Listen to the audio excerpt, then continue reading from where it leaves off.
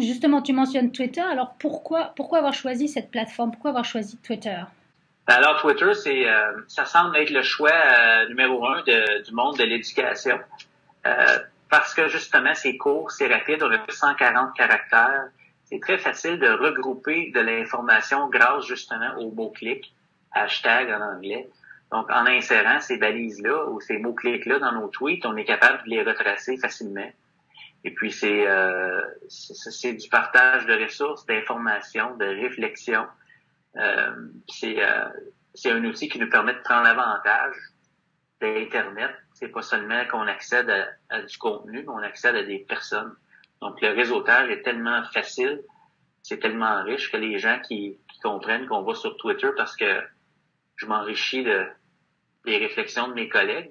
C'est pas juste on va sur Twitter parce que on peut y aller puis il faut y aller.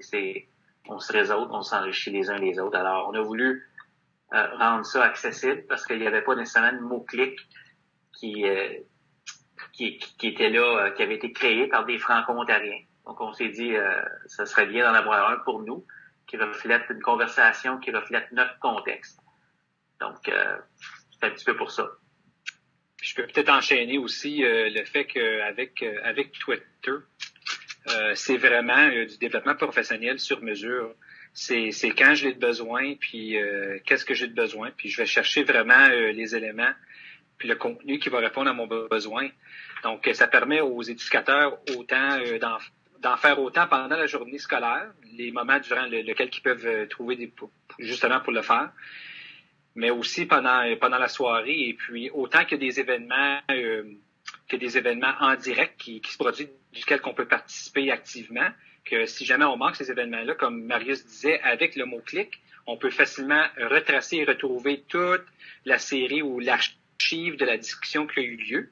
Donc, même si j'ai manqué une conversation importante que je voulais participer puis que j'ai pas pu à cause de X raisons, moi, je peux revenir puis retrouver tous les commentaires qui ont été, tous les échanges qui ont eu lieu à l'intérieur de cette conversation et puis vraiment bénéficier de tout ce que les gens avaient quand même à dire et puis les ressources qu'ils ont peut-être partagées pendant ces échanges-là. C'est pendant un temps qui me convient, peu importe le temps de la journée, mais qui convient à moi pour mon perfectionnement professionnel. Donc en fait, oui, même si on n'a pas participé directement à la discussion, on peut quand même en bénéficier en relisant les tweets par la suite. C'est ça. Ok. Absolument.